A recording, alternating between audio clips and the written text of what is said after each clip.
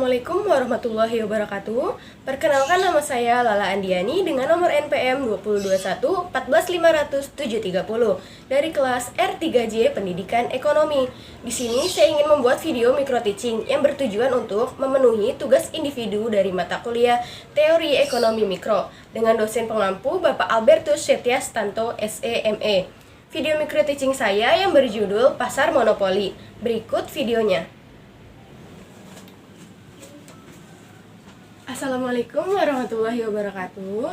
Selamat pagi semua. Gimana kabar kalian hari ini? Alhamdulillah ya, sehat semua. Baik, sebelum pembelajaran pada hari ini kita mulai, alangkah baiknya kita untuk berdoa terlebih dahulu. Untuk ketua kelasnya silahkan dipimpin doanya.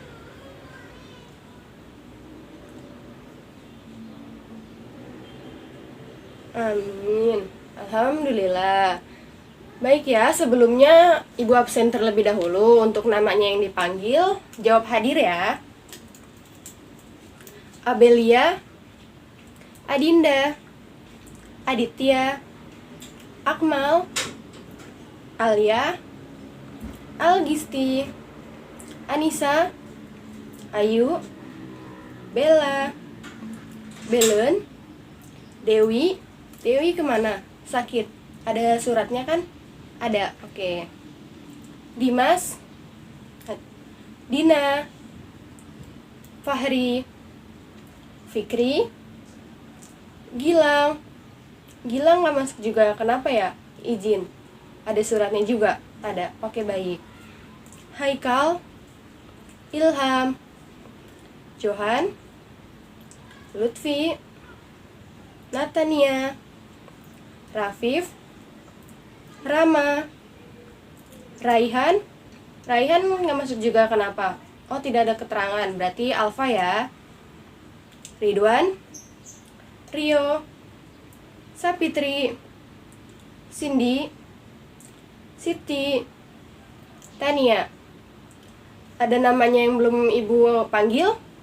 Udah semua ya, kecuali yang tidak masuk hari ini berarti Dewi sakit, Gilang izin, dan Raihan tidak ada keterangan, Alfa ya. Baik, pembelajaran pada hari ini kita mulai. Oke baik, pembelajaran pada hari ini akan kita mulai. Ada yang tahu nggak sih kita akan bahas materi apa hari ini? Iya betul, pasar monopoli. Udah ada yang buka-buka bukunya gitu dibaca, pasar monopoli itu apa? Oke baik, kita buka bukunya di halaman 105.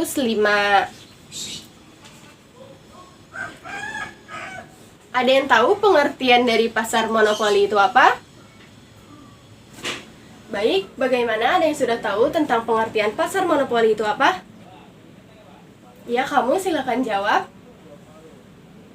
Ya, betul. Jadi, pasar monopoli adalah bentuk pasar di mana hanya ada satu perusahaan saja di dalam pasar, dan perusahaan tersebut mampu menghasilkan barang yang tidak memiliki substitusi yang sangat dekat.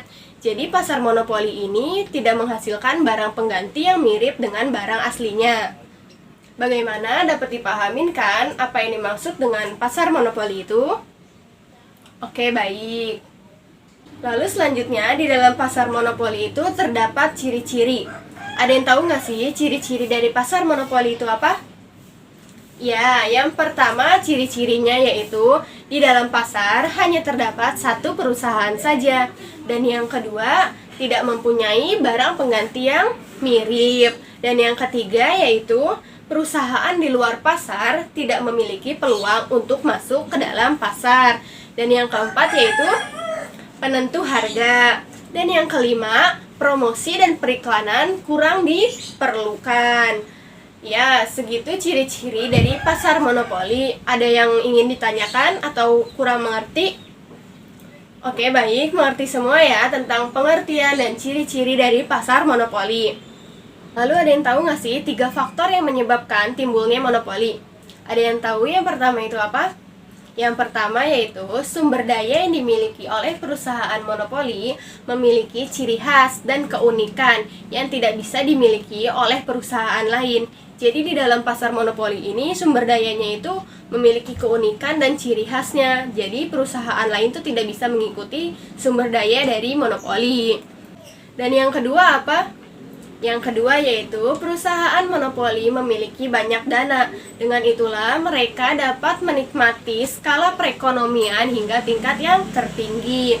Dan yang ketiga, perusahaan monopoli mendapatkan perlindungan dari pemerintah melalui undang-undang, sehingga praktek monopoli dapat bergerak dengan leluasa. Bisa dipahamin kan 3 faktor timbulnya pasar monopoli? Bisa, oke, baik. Dan selanjutnya yaitu ada jenis-jenis pasar monopoli berdasarkan penyebabnya. Ada yang tahu nggak sih yang pertama itu apa? Ya, kamu? Ya, betul. Yang pertama yaitu pasar monopoli alamiah. Sesuai dengan namanya, pasar monopoli ini muncul secara alamiah, alami, tidak dibuat-buat, yang disebabkan oleh sesuatu yang alami pula. Ada yang tahu contohnya itu apa? Contohnya yaitu Tulung Agung yang memiliki marmer yang unik dan tidak dapat ditiru oleh pihak manapun. Dan yang kedua yaitu monopoli masyarakat. Monopoli jenis ini bisa tergantung dengan keadaan masyarakat. Ketika masyarakat sudah memberikan kepercayaan penuh terhadap suatu produk, maka masyarakat tersebut akan berlangganan dan tidak akan berpindah ke pihak lain. Dan ada yang tahu contohnya itu apa? Contohnya yaitu ketika kalian membeli sepatu merek misalnya Adidas. Nah, merek sepatu Adidas tersebut kualitasnya baik, nyaman, enak dipakai, elastis, maka kalian akan terus membeli merek sepatu Adidas tersebut dan tidak akan membeli merek-merek yang lainnya. Sehingga hal tersebut masyarakat dapat menaruh kepercayaan terhadap merek produk tersebut sehingga tidak dapat berpaling ke pihak lain. Bagaimana, bisa dimengerti? Oke, baik. Dan yang ketiga yaitu monopoli undang-undang. Sesuai dengan namanya, monopoli ini terjadi dan bisa terbentuk dikarenakan dukungan dari kebijakan pemerintah suatu negara dalam bentuk undang-undang. Terdapat 4 bentuk monopoli undang-undang, yaitu yang pertama, monopoli negara, yang kedua, hak cipta, yang ketiga, hak paten, dan yang keempat, hak merek. Dan yang keempat yaitu monopoli karena kemampuan efisiensi. Dalam hal produksi, salah satu aspek yang dibutuhkan adalah efisiensi. Di sini, efisiensi diartikan sebagai kemampuan suatu perusahaan untuk memproduksi suatu produk dengan bagus dengan dana rendah. Dan tidak semua perusahaan bisa meniru teknik dengan cara modern yang diterapkan oleh perusahaan tersebut. Jadi, perusahaan ini akan terlindungi dari perusahaan pesaing lainnya, dan hal tersebut akan membuat perusahaan ini memonopoli pasar. Dan yang kelima yaitu monopoli karena penguasaan bahan baku. Suatu perusahaan yang memiliki sumber daya sendiri atau bahan baku sendiri akan mengalami perkembangan yang pesat. Selain bisa menjadi importir bagi perusahaan lain, perusahaan ini juga bisa memproduksi dengan dana yang lebih murah karena bisa menggunakan bahan baku yang mereka miliki sendiri. Jadi perusahaan ini akan sulit disaingi oleh perusahaan lain. Dan yang terakhir yaitu yang keenam, monopoli teknologi dan tenaga ahli. Teknologi dan tenaga ahli merupakan aset penting bagi suatu perusahaan. Karena dengan 2 aspek tersebut, maka proses produksi akan berlangsung secara maksimal dan efisien. Maka secara otomatis perusahaan ini menjadi perusahaan yang mampu memonopoli perusahaan lain. Bagaimana, mengerti kan jenis-jenis pasar monopoli berdasarkan penyebabnya yang tadi? Ada yang ingin ditanyakan? Oke, baik, kalau sudah paham semua. Selanjutnya nanti Ibu akan menjelaskan tentang permintaan dan penawaran di pasar monopoli. Lalu selanjutnya Ibu akan menjelaskan tentang permintaan dan penawaran di pasar monopoli. Sebelumnya ada yang tahu nggak sih pengertian permintaan itu apa? Ya, kamu silakan jawab. Ya, betul. Permintaan adalah hubungan antara jumlah yang diminta dengan harga. Itu lebih simpelnya ya. Lalu lebih panjangnya didefinisikan, permintaan merupakan hubungan antara jumlah barang dan jasa yang diminta pada pasar tertentu pada tingkat harga tertentu dalam waktu periode tertentu.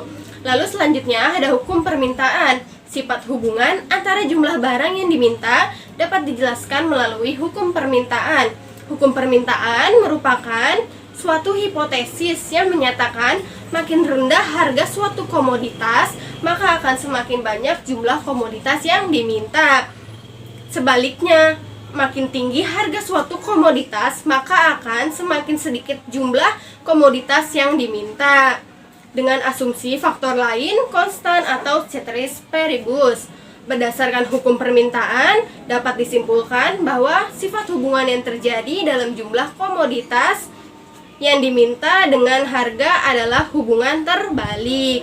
Artinya, ketika salah satu variabel naik, maka variabel lainnya akan mengalami penurunan. Lalu selanjutnya yaitu ada fungsi permintaan. Fungsi permintaan sendiri diartikan sebagai fungsi yang menjelaskan hubungan jumlah komoditas yang diminta konsumen dengan harga komoditas itu sendiri. Selanjutnya ada kurva permintaan, kalian bisa lihat gambarnya di halaman 106. Di situ terdapat kurva permintaan pasar monopoli.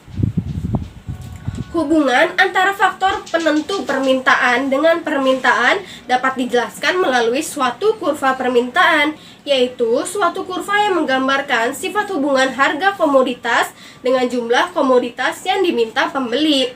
Kurva permintaan memiliki slope negatif karena kenaikan harga akan menurunkan jumlah komoditas yang diminta, sehingga kurva permintaan bergerak dari kiri atas menuju ke kanan bawah.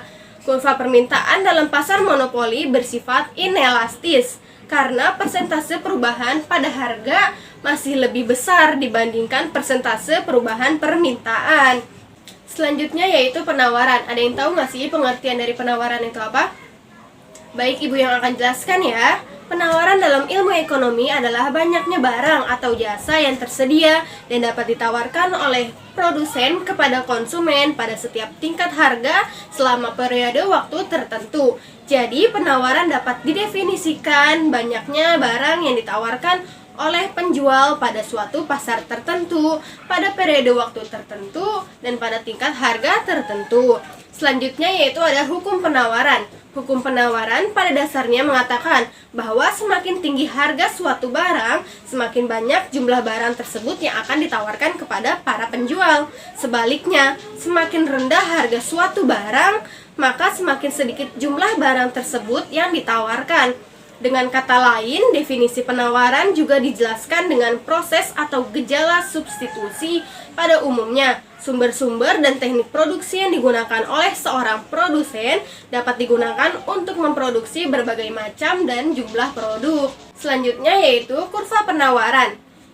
Karena di pasar monopoli hanya terdapat satu produsen, yang berarti kurva penawaran di pasar monopoli hanya berwujud satu titik, di mana marginal cost sama dengan marginal revenue. Tidak ada kurva penawaran dalam kondisi monopoli, karena keadaan ini menyebabkan kita tidak dapat menunjukkan kurva penawaran untuk perusahaan monopoli, karena tidak terdapat hubungan yang tetap antara harga dan jumlah yang ditawarkan oleh perusahaan tersebut. Selanjutnya kita akan membahas tentang keseimbangan jangka pendek dan jangka panjang pada perusahaan monopoli. Sebelumnya Ibu akan menjelaskan tentang keseimbangan jangka pendek pada perusahaan monopoli terlebih dahulu ya. Kalian bisa lihat kurvanya di halaman 107. Di sana terdapat kurva keseimbangan jangka pendek. Berdasarkan gambar, keuntungan maksimum akan tercapai saat MR berpotongan dengan MC dengan tingkat output Q. Luas daerah laba adalah ACBP. Jika perusahaan berproduksi di Q1, laba yang didapat belum maksimal karena MR lebih besar dari MC. Dan jika berproduksi lebih dari Q, misal di Q2, maka yang terjadi justru laba yang didapatkan menurun karena MR lebih kecil dari MC. Perusahaan monopoli juga bisa menderita rugi, namun kerugiannya minimum karena masih pada tingkat output di mana MR sama dengan MC. Dan kalian bisa lihat kurva yang terdapat di bawahnya yaitu kerugian minimum pada perusahaan monopoli. Kalian bisa pahami ya kurvanya. Selanjutnya yaitu keseimbangan jangka panjang pada perusahaan monopoli. Mengingat hambatan yang besar untuk perusahaan lain masuk ke pasar monopoli, maka perusahaan monopoli mampu menikmati laba supernormal baik dalam jangka pendek maupun jangka panjang. Apakah perusahaan monopoli akan selalu aman dalam bentuk jangka panjang? Jika dalam jangka pendek perusahaan monopoli mengalami kerugian, maka dalam jangka panjang tidak cukup aman apabila kerugiannya minimum, artinya AVC lebih besar dari P. Untuk sementara perusahaan masih bisa beroperasi karena AVC masih bisa ditutupi. Namun untuk bisa mempertahankan eksistensinya dalam jangka panjang, maka perusahaan harus memperoleh laba. Cara yang paling efektif adalah dengan menurunkan AC. Dengan tindakan ini, perusahaan akan memperoleh laba.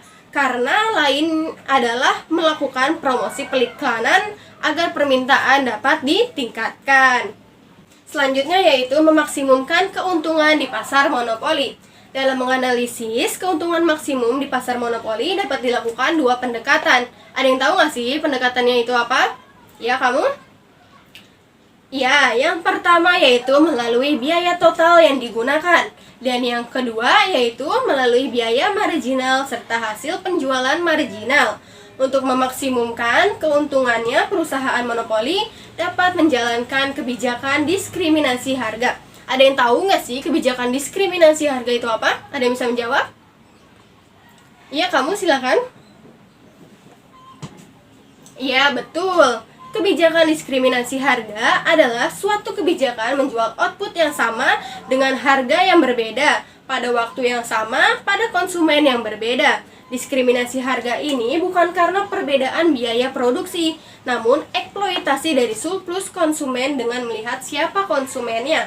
Perusahaan monopoli memungkinkan menjual barangnya dalam dua pasar yang berbeda sifatnya. Misalnya, pada pasar yang satu, kurva permintaannya elastis, sedangkan pada pasar yang lain, kurva permintaannya inelastis. Dan selanjutnya ada syarat-syarat yang memungkinkan perusahaan monopoli melakukan diskriminasi harga. Yang pertama yaitu, barang tidak dapat dipindahkan dari satu pasar ke pasar lain. Dan yang kedua, sifat barang yang mudah dijual dengan harga yang berbeda.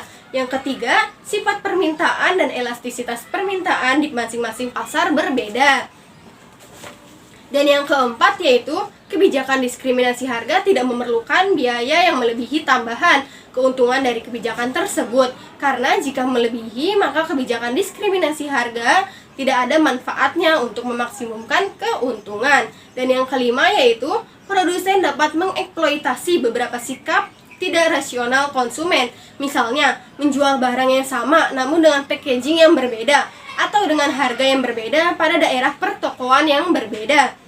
Dan di situs selanjutnya terdapat contoh-contoh kebijakan diskriminasi harga. Yang pertama yaitu kebijakan diskriminasi harga oleh perusahaan monopoli pemerintah. Contohnya apa?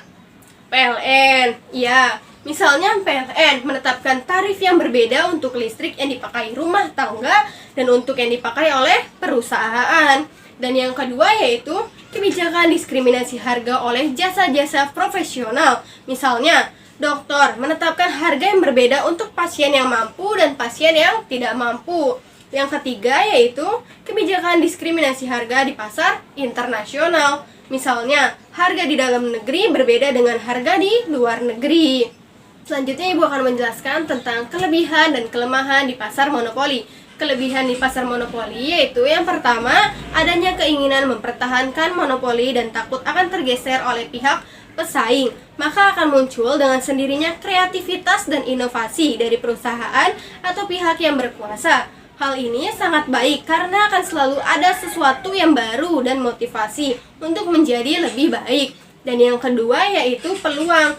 Peluang terjadinya pertentangan sangat kecil karena tidak ada satupun perusahaan-perusahaan kecil yang berusaha untuk menyaingi dan berkembang menjadi lebih besar, sehingga tetap satu perusahaan atau pihak itu saja yang berkuasa yang bisa memonopoli perusahaan di pasar. Dan yang ketiga, dalam pasar bisa dilakukan penelitian dan pengembangan produk karena adanya izin dari pihak yang memonopoli pasar kepada pihak yang bersangkutan. Dan yang keempat yaitu untuk memonopoli yang berbentuk hak cipta, hak paten akan membuat seseorang atau badan terapresiasi dan termotivasi untuk terus menciptakan dan berkarya untuk mewujudkan sebuah perkembangan yang signifikan. Dan yang kelima yaitu kualitas produk selalu terjamin dengan baik karena jika tidak dijangkau konsumen akan beralih ke pihak lain. Meskipun hanya perusahaan yang memiliki semuanya, namun jika tidak bisa menjaga kualitas, otomatis konsumen juga akan mencari yang lain. Selanjutnya yaitu kelemahan pasar monopoli. Yang pertama yaitu sering munculnya ketidakadilan karena hanya satu pihak itu saja yang diuntungkan, sedangkan pihak lain hanya bisa menerima tanpa menggulingkannya. Yang kedua yaitu pemborosan. Sering dilakukan oleh pihak memonopoli pasar karena mereka tidak begitu memperlihatkan efisiensinya kegiatan produksi yang dilakukannya. Mereka hanya fokus agar produknya laku dan tidak ada pesaing. Dan yang ketiga yaitu konsumen tidak bisa berjuang banyak dan harus menerima semua keputusan dari perusahaan monopoli. Jika harus membayar dengan harga yang tinggi, maka konsumen dengan terpaksa akan menurutinya. Dan yang keempat yaitu unsur eksploitasi sangat kental di dalam pasar monopoli ini karena perusahaan besar tersebut bebas melakukan apapun dengan dana dan tenaga yang mereka miliki. Tentu hal ini akan merugikan semua pihak. Bagaimana mengartikan tentang keseimbangan jangka panjang dan jangka pendek pada perusahaan monopoli, memaksimumkan keuntungan di pasar monopoli dan kelemahan dan kelebihan pada pasar monopoli. Ada yang ingin ditanyakan atau yang ingin kurang mengerti bisa angkat tangannya. Baik, mengerti semua ya. Ada yang masih ingat di pertemuan kemarin kita membahas tentang apa?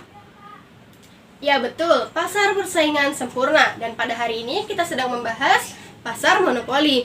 Ibu akan menjelaskan perbandingan pasar monopoli dengan pasar persaingan sempurna. Apabila dibandingkan dengan pasar persaingan sempurna menggunakan sumber-sumber daya yang lebih efisien dibandingkan pasar monopoli.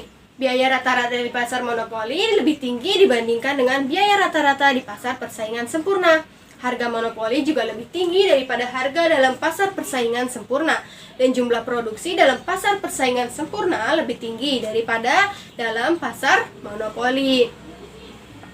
Monopoli juga dapat menimbulkan biaya sosial, yaitu yang pertama, dead weight loss, berkurangnya kesejahteraan konsumen karena output yang dijual lebih sedikit dari harga menjadi lebih mahal. Yang kedua, eksploitasi terhadap konsumen dan pekerja.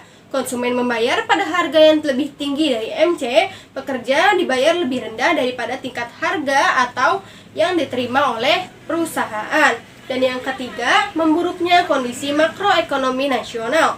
Yang keempat, memburuknya kondisi perekonomian internasional. Oleh karena itu, perlu pengaturan atau adanya regulasi monopoli oleh pemerintah. Misalnya, yang pertama, membuat undang-undang anti monopoli. Yang kedua, penyertaan saham pemerintah sebagai sebagian besar perusahaan BUMN. Dan yang ketiga, pengaturan harga, price regulation, misal selling price pada harga maksimal, di mana P sama dengan MC. Perusahaan akan diberi sanksi jika P lebih besar daripada MC. Dan yang keempat, pemberlakuan pajak nominal per unit atau pajak penjualan. Hal ini mengarahkan masyarakat untuk membeli barang-barang yang dianggap penting. Selanjutnya, dalam hal apakah pasar monopoli merangsang inovasi atau tidak? Silahkan dibuka bukunya halaman 110. Terdapat dua pandangan. Pandangan yang pertama menyatakan monopoli tidak merangsang inovasi. Hal ini dilandasi keyakinan bahwa tidak adanya pesaing membuat perusahaan monopoli enggan melakukan perubahan. Dan pandangan yang kedua menyatakan sebaliknya, bahwa monopoli merangsang inovasi. Hal ini dikarenakan perkembangan teknologi dan inovasi yang dilakukan merupakan suatu cara untuk mengurangi biaya per unit dan meningkatkan keuntungan. Di samping itu, ada kalanya perusahaan mendapatkan kekuasaan monopoli karena kemampuannya menghasilkan teknologi yang tidak mampu diikuti atau ditiru oleh perusahaan lain, sehingga perusahaan monopoli ini akan terus-menerus melakukan penelitian dan pengembangan dalam rangka mempertahankan kekuasaan monopoli. Dengan demikian, dapat disimpulkan bahwa pasar monopoli tidak lebih baik dibandingkan dengan pasar persaingan sempurna. Baik, Ibu rasa sudah cukup. Pada pertemuan hari ini kita sudah membahas tentang pasar monopoli. Jika ada yang kurang mengerti dan ingin ditanyakan, dipersilakan. Baik jika tidak ada, alhamdulillah kalau semuanya sudah mengerti. Mudah-mudahan materi yang kita pelajari hari ini dapat bermanfaat untuk kita semua dan dapat dipahami oleh kalian semua. Sebelum ibu menutup kelasnya, alangkah baiknya kita berdoa terlebih dahulu. Ketua kelasnya silakan dipimpin. Alhamdulillah. Ibu akan menutup kelas hari ini, kurang lebihnya mohon maaf. Wassalamualaikum warahmatullahi wabarakatuh. Selamat siang semua. Sekian video micro teaching yang saya buat, kurang lebihnya mohon maaf. Wassalamualaikum warahmatullahi wabarakatuh.